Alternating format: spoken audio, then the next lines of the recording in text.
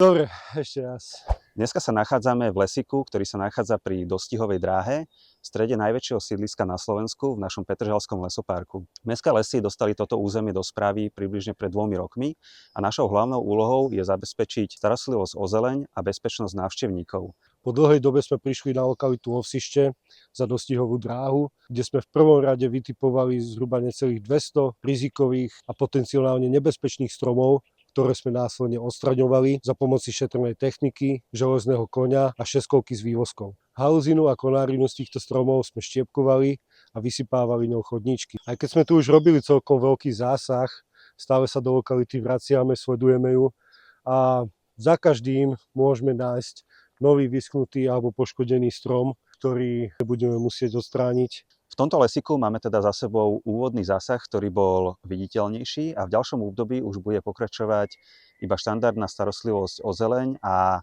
prípadné výruby, ktoré budú v menšom rozsahu.